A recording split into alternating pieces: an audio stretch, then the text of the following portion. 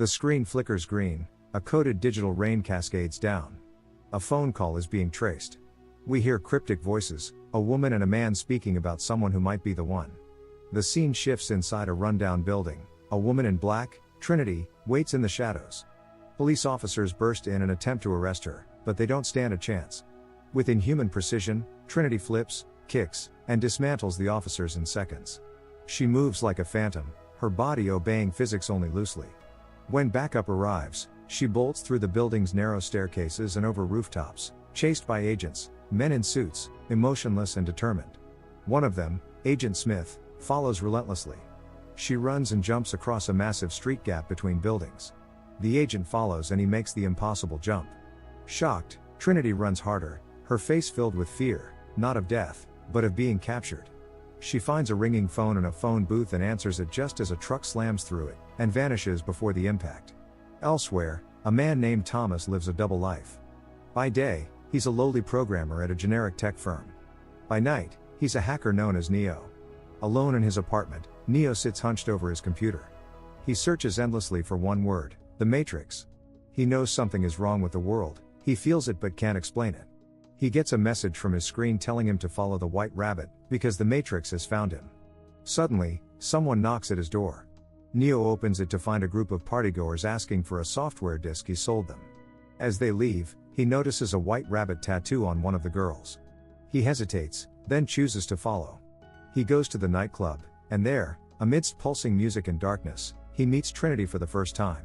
She tells him she knows what he's been looking for, which is the Matrix. But he has to go further, he has to go all the way. The next morning, Neo wakes up late for work. He arrives at his cold corporate office and is scolded by his boss.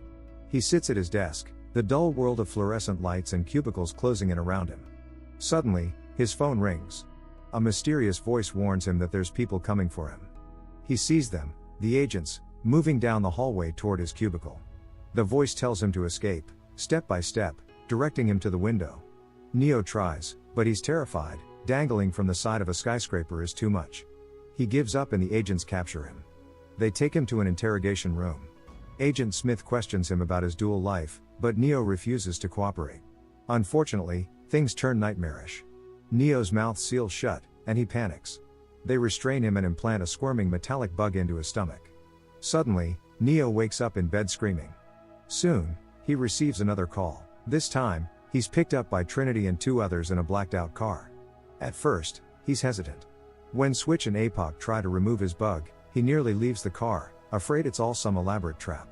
They use a strange device to locate the bug inside his abdomen. They extract it, and Neo sees the metallic creature pulled from his body. His eyes widen in horror, as he realizes that it wasn't a dream. Moments later, they bring him to an abandoned building. There, standing in the shadows, waiting for him, is the mysterious figure he's heard whispers about, Morpheus. Clad in black leather and dark sunglasses, Morpheus radiates quiet power and confidence. He tells Neo the truth he's always suspected, the world he knows is a lie. The Matrix is everywhere, it's all around him, it is the prison he cannot see. But Morpheus can't tell him what the Matrix is, he has to show him. He presents a choice, two pills lie in Morpheus's hands. The blue pill, go back to sleep, believe whatever you want to believe. The red pill, stay in Wonderland, and see how deep the rabbit hole goes. Neo chooses the red pill, and from that moment, the real world begins to unravel. He is led to a back room, where they place sensors on his body. As his body begins to glitch and tremble, he sees the mirror beside him ripple. He touches it, and his hand begins to melt into the glass. The mirror crawls up his arm, across his chest, down his throat, he screams as his voice distorts, then sucked into darkness. Neo awakens, gasping for air, but this isn't the world he knows. He's naked and hairless. His body is weak and submerged in a pink, gelatinous pod, part of a massive biomechanical farm. Rows upon rows of human beings lie in identical pods, unconscious, plugged into the Matrix. Suddenly, the machine notices he's awake. His body is disconnected, and he's flushed out of the pod like waste, sent sliding down into a drainage tunnel. Just as he begins to drown, a hovercraft with a claw-like arm descends into the water and retrieves him. He wakes up in the real world, aboard the Nebuchadnezzar. Morpheus stands above him, welcoming him. Later, rehabilitation begins. Neo is tended to by the crew, they stretch his limbs, monitor his vitals, and feed him through tubes. Slowly, his body begins to adjust to reality. Over time, Neo meets the ship's crew: Trinity, APOC, Switch, Cypher, Tank, Dozer, and Mouse. Later, Morpheus plugs Neo into training programs. Instantly, Tank loads combat software into Neo's brain. In seconds, he learns Kung Fu, Jiu-Jitsu, Taekwondo, and more. They then enter the jump program. On top of a skyscraper, Morpheus takes a running leap across a massive gap, landing effortlessly on another rooftop. Neo gulps and tries, but falls hard. Back in the real world, his body convulses in the chair, because the body cannot live without the mind. Morpheus reassures him that everyone falls the first time. Later that day, Morpheus gives Neo a rundown of what the Matrix truly is: a vast computer simulation created by intelligent machines to enslave humanity. Humans are used as batteries to power the machine world, their minds trapped in a false reality, which is the Matrix, to keep them docile. Neo is stunned and horrified.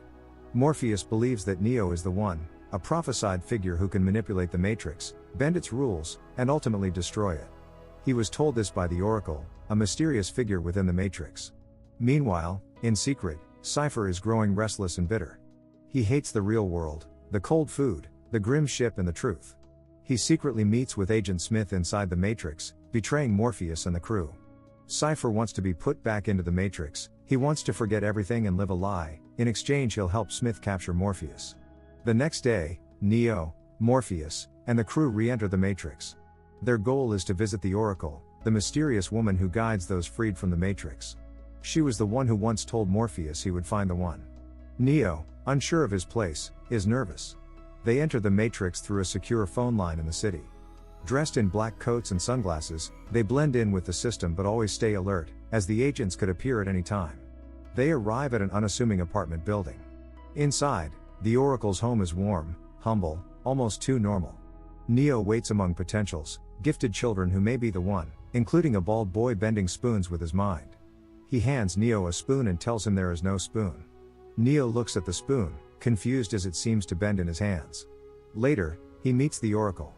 She's a calm, maternal woman, baking cookies in the kitchen. She sizes Neo up, reads him like a book, telling him that he has the gift, but it looks like he's waiting for something. She also tells him something strange, that Morpheus believes so blindly in Neo, he would be willing to sacrifice his life for him, and when the time comes, Neo will have to choose, save himself, or Morpheus. Back at the safe house, Morpheus asks if the Oracle told Neo he's the one, but Neo tells him no. Suddenly, agents arrive and storm the building. Mouse, still in the real world, is ambushed and killed in a shootout. The crew panics and scatter, but the exit points are compromised. Cypher, meanwhile, sneaks out ahead of them, unseen. Morpheus stays behind to fight the agents. He smashes through walls, charges at Smith to buy time for Neo and Trinity to escape, but he's captured. Back in the real world, Cypher, now jacked out, attacks the remaining crew on the ship. He kills APOC and Switch, laughing bitterly. He reveals he sold them out for a fake life in the Matrix. He unplugs Dozer, but when he moves to kill Neo and Trinity, Tank survives and blasts Cypher with an electric cannon. Elsewhere, Morpheus is trapped inside the Matrix. The agents, especially Smith, begin to interrogate him. They try to break his mind to learn the Zion mainframe access codes, Zion being the last human city in the real world. Tank tells Neo that they have no choice but to let go of Morpheus. Neo refuses to accept that, so he and Trinity gear up and Tank loads them back into the Matrix to rescue Morpheus. Neo and Trinity arrive at a government building. This is where the agents are holding Morpheus. Dressed in long black coats and fully armed, they walk through the building's marble lobby, looking calm, until security tries to stop them. All hell breaks loose. Neo opens fire, bullets shred through pillars and walls. Trinity flips through the air with impossible precision, executing guards with pinpoint accuracy. Neo drops enemies with cool efficiency, dodging bullets and reloading without blinking. By the time it's over, the entire lobby is decimated, pillars shattered, walls scorched. Not a scratch on them. They head to the rooftop. To get there, Neo and Trinity rig an elevator with explosives, climb on top of it, and shoot upward as it detonates, launching them to the roof. They emerge on the roof and straight into gunfire. An agent is waiting, he fires at Neo, and this is where something changes. Time slows. Neo sees bullets flying at him, and somehow, he leans back, twisting in slow motion as the rounds whip past him. He dodges most, though one clips his leg. Trinity kills the agent and they move on. Meanwhile, Morpheus is being interrogated by Agent Smith. Smith, more unhinged than the other agents, removes his earpiece and monologues about how humans are a virus. He despises them, and desperately wants out of the Matrix himself. As he's about to break Morpheus's mind, Neo and Trinity strike. Using a helicopter, they shoot through the building's windows and gun down the agents, freeing Morpheus. Morpheus jumps from the building. He almost misses the rescue line, but Neo catches him mid-air. As they fly away, an agent shoots the helicopter's engine. Neo grabs the rope attached to the chopper, braces himself, and holds on. The helicopter smashes into a nearby building as Neo swings Trinity to safety. The helicopter explodes, and somehow, Neo manages to save both of them. After landing, Trinity looks at Neo differently now. He isn't just a hacker, he's becoming something more. Later, Tank preps the EMP. Neo chooses to stay in the Matrix, as he knows Agent Smith won't stop hunting them. Soon, Neo and Agent Smith face off, and this time, Neo doesn't run. A brutal hand-to-hand brawl unfolds in an empty subway station. Neo flips, kicks, punches, blocks, matching Smith's speed and power. It's unlike anything the agents have seen. Neo is different now. Eventually, Neo escapes the fight and flees, chased by Smith through city streets and apartment buildings. Just as Neo is about to exit the Matrix and jack out, Agent Smith appears. Point blank, Smith unloads his gun into Neo's chest. Neo falls, and his heart slows. In the real world, his body flatlines. Trinity leans close and whispers to him. She tells him the Oracle told her she would fall in love with the One, and she's in love with Neo. He can't be dead, because he is the One. Neo awakens, and comes back to life. Smith fires at him again, but Neo stops the bullets in midair with his mind. Neo now sees the Matrix as code, cascading green characters. The illusion is gone, and he understands it now. Smith charges at him, but Neo defeats him with ease, stopping punches with one hand, then dives inside Smith's body. The agent swells and explodes from within. Back to the real world, Neo wakes up. The Sentinels are already tearing into the ship. Tank hits the EMP, a pulse of electromagnetic energy explodes outward, frying the Sentinels and saving the crew. The next day, Neo makes one last call, inside the Matrix. He speaks directly to the system. He tells them he's going to show them a world without control, without boundaries, where anything is possible, and then hangs up, flying into the sky. Make sure to like, comment and subscribe for more notifications. Until next time. See you soon.